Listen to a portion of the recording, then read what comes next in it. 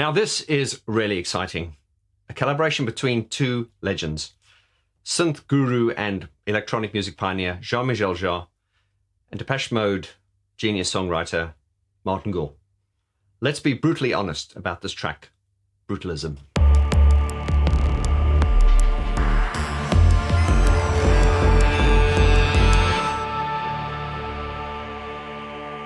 Hello to you, my friend. I hope you're well. So, I was over the moon when this was brought to my attention. A collaboration between Jean-Michel Jarre and Martin Gore. Some might say a very likely collaboration. Some have said a very unlikely collaboration. Whatever your views, I'm very, very excited about this. And if you're here, you're obviously a huge fan of either or both of them. So this is breaking news, very, very exciting. And as a result, I've not had time to really delve into this in as much detail as I'd like to, but I wanted to make a video on this. So I'm going to run through it very quickly and just give you some of my thoughts on what I've heard so far. But before we jump into it, if you're a Depeche Mode fan, you need to check this out.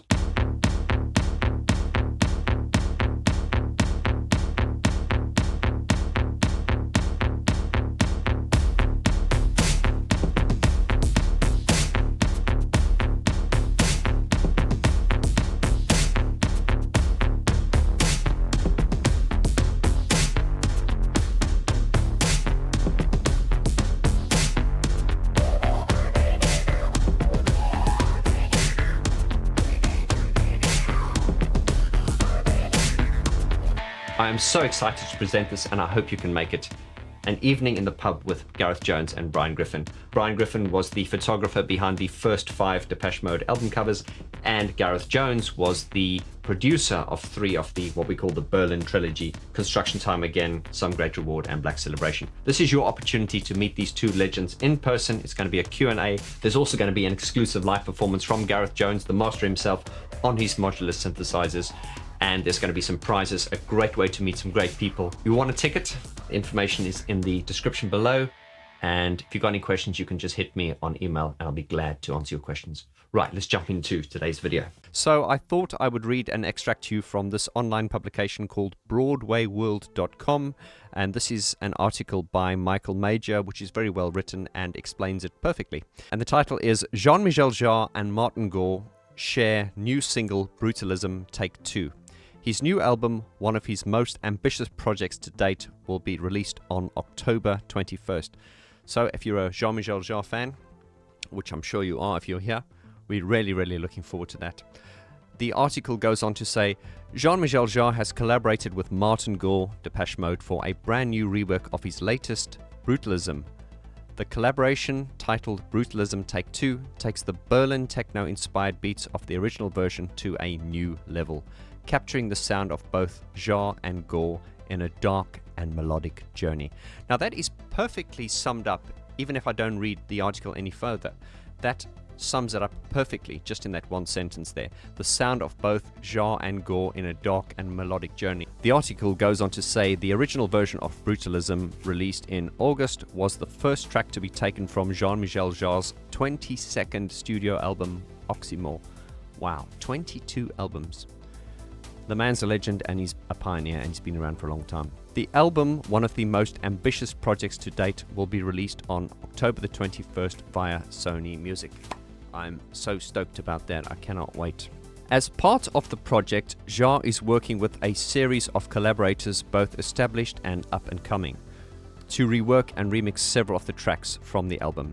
He explains, on the I tell you what, I'm going to do my Jean-Michel Jarre voice, shall I? Why not? Jean-Michel explains, on Oxymore, I wanted to do a few collaborations for each single with young and established artists.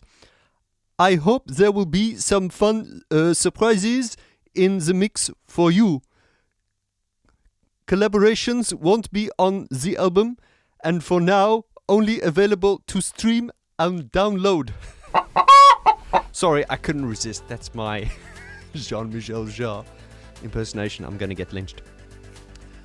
So, I will leave a link in the description below and you can read this article. But for now, I'm going to just run through some of my feelings and thoughts on this new track.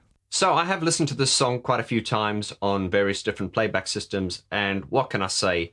production-wise and, just as far as the sound goes, you cannot knock it. I mean, we've got, two masters in their trade. It is interesting when you listen to it, because I like to sort of speculate as to, which parts did Martin add and which parts did Jean-Michel Jarre add. And I think there are many sort of, let's call them Martinesque type approaches there. And the reason we can kind of hear quite well which are Martin's parts are, if you've listened to the collaboration Martin Gore did with Vince Clarke, there were mixed reviews on that. I really liked that album. It was, obviously just a bit of fun. And then, of course, we recently got Martin Gore's The Third Chimpanzee, which had mixed reviews as well. But I enjoyed it. I wasn't blown away by it, but I enjoyed it. Now, first things first, both these men, Jarre and Gore, are legends. They're pioneers. They've been at this for many, many years, and they've got absolutely nothing to prove. This song, it's kind of like a pushing the frontiers kind of approach. And what do I mean by that? Well, if we look at sort of like early Jean-Michel Jarre stuff, certainly with Oxygene and things like that, Jean-Michel Jarre is a genius, not so much as the fact that he's only a synthesizer genius, but he's also fundamentally a composer. He learned the piano and that from a very young age. I believe he was classically trained, but he is fundamentally a composer. And what I mean by that is, if we listen to the sort of the earlier, the legendary tracks, you can hear that classical influence. You can hear the melodies and the composition. I'm thinking of songs like Rendezvous 4.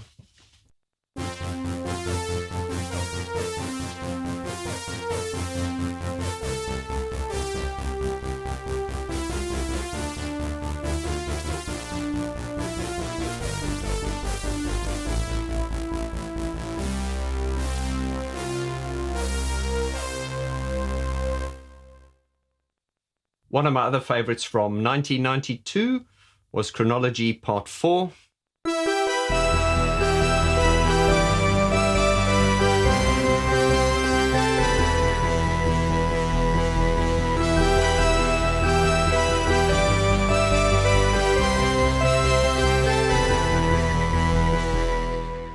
And of course, Oxygene Part 4.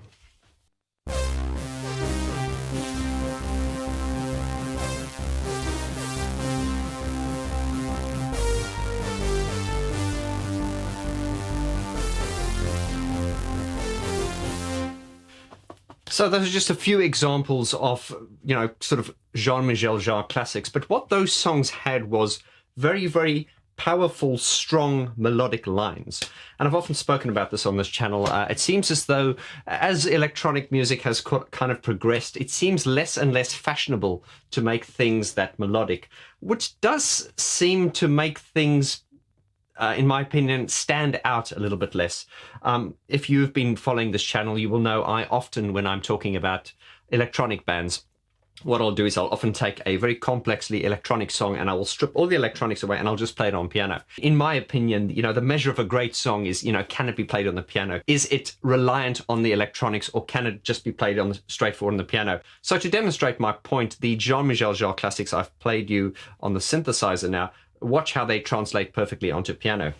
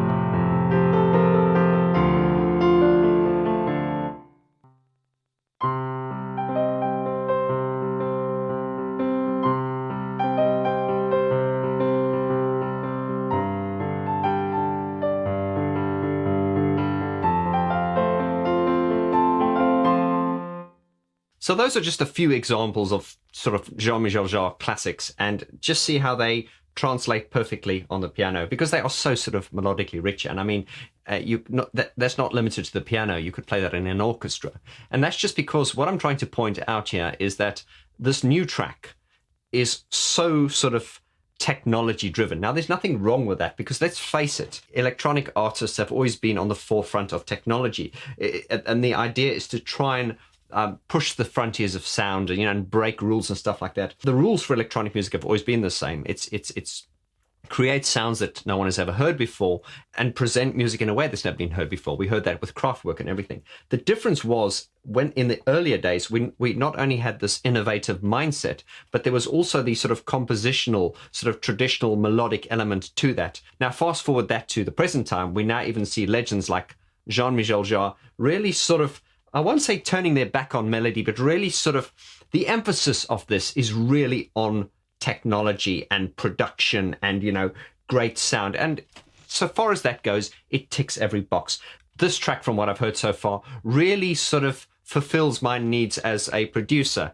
For me, as a electronic artist who loves electronic sound, it really fulfills that need for me. I really love the sound of it. However, it does not necessarily fulfill my sort of musical side as the earlier stuff did, like, with the Oxygene and Chronology Part 4, where you had the technology, but you also had that beautiful melodic element. I hope I'm explaining myself properly, but this is just my opinion on it. I did put up a post on my Facebook page yesterday asking people what their thoughts of this, and a lot of people actually said pretty much what I've said in their own way. A lot of people said they weren't blown away, and one of my subscribers, shout out to my brother Alex Fernandez, he hit the nail on the head, and it was something that I was exactly thinking. He said that if it was not Jean-Michel Jarre and Martin Gore, no one would really take note. And I actually said that earlier on about Martin Gore's last album, which was the Third Chimpanzee. As much as I liked it, I did say that it's interesting, if you had just played it to people without telling them who it was, people might go, oh yeah, or whatever. But the fact that it's Martin Gore really got people's attention. And of course, no disrespect meant by that. What I love about this record is I love the innovation. It's got that real sort of techno-y kind of dark underground. It's not sort of conventional. I do love one part, which is probably not a big deal, but I do love the use of the 808, the 909 snare, the do do do do do do do, a real sort of classic dance music move. I just love that. Some might say a bit cliched, but I think this track is a winner so far as what it's trying to do. It is very, very well produced, well mixed. It's very interesting to listen to.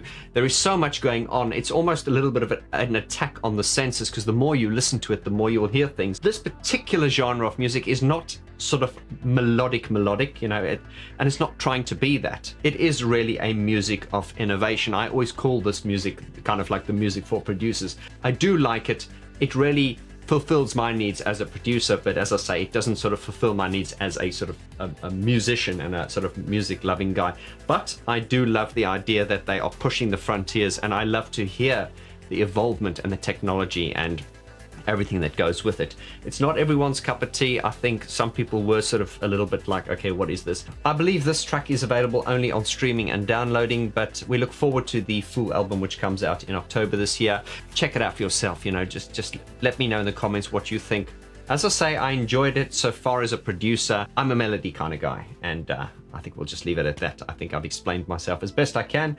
But I want to hear from you now, my friend. Please leave your comments in the description below. What do you think of this track? Did you enjoy it? Did you not enjoy it? Was it disappointing? Was it innovative? Anything you want to say about it, leave your comments below and let's get the discussion going. For now, I want to thank you for being a part of this community. If you've not subscribed yet, please do. And lots of love. I look forward to seeing you on the next video. Adios.